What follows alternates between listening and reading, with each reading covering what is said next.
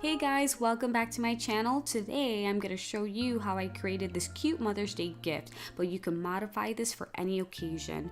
For this gift, I used that very popular knockout name text that you might have seen going around. However, I followed the instructions on how to create it from another YouTuber named Holli. She made this great video, which I'm going to have linked right below.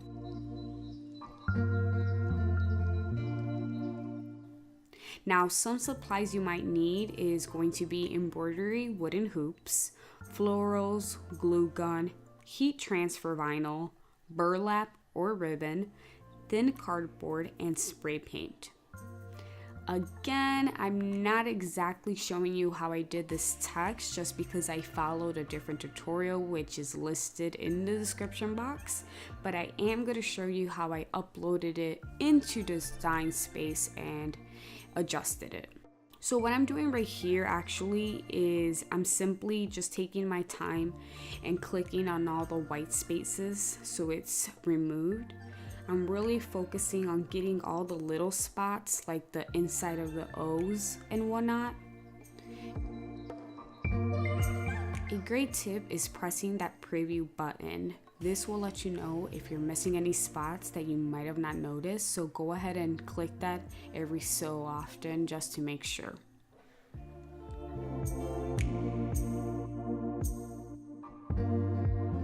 Now, once you feel confident that you're done and everything's been clicked out, go ahead and press continue. And you are going to save this as a save as cut image. Rename this file whatever you want and save. Then from here, you're going to select that and insert image. You want to have measured the length you need the text to be prior, so you're going to resize that text.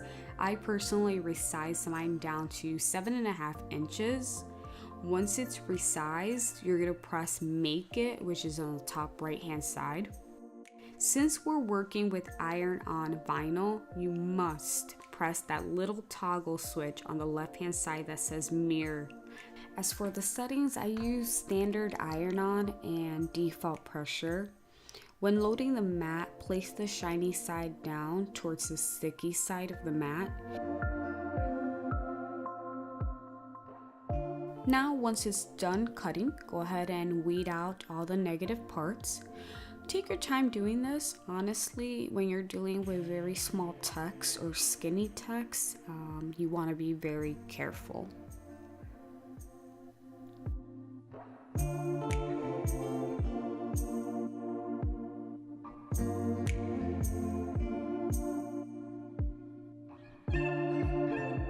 Now, I wanted the wooden hoops to have a metallic look, so I went ahead and spray painted them a gold at the very start so they had time to dry out.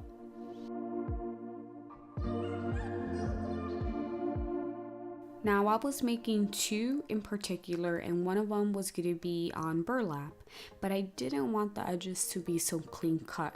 So to give it a little bit more of a fray look, I went ahead and pulled each thread one by one to give that desired look I was looking for.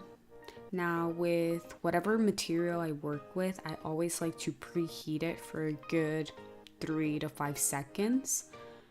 If you're unsure of what temperature to use, Cricut actually has a very nice guide on their website. I'll have the link listed below. So here, these are the recommended temperatures and time.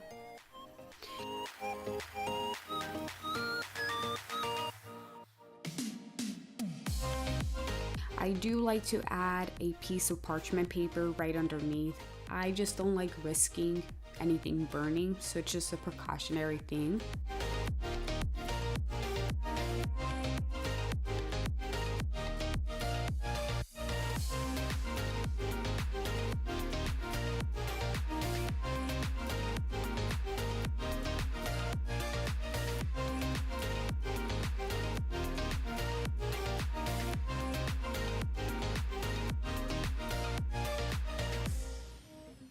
Now this one here is the second one, and it's just standard ribbon.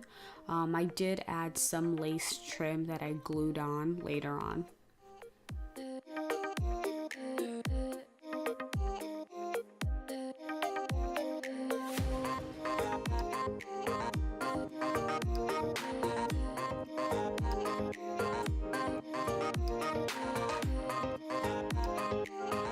Now here's the actual fun part, is putting it all together.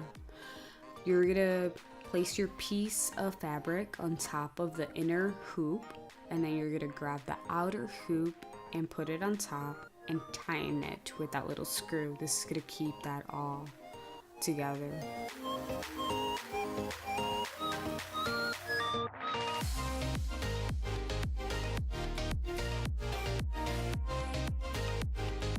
So what I did is I cut out a thin piece of cardboard and I glued it on top. This is gonna work as a base for the succulents because the succulents are very heavy and I wanted them to have a flat surface where they would be more stable. And honestly, from here on forward, there's no rules. You're just gluing down and placing the florals or succulents or whatever you're using. Arrange it to your preference. So go ahead and enjoy this time lapse. I'll see you at the very end.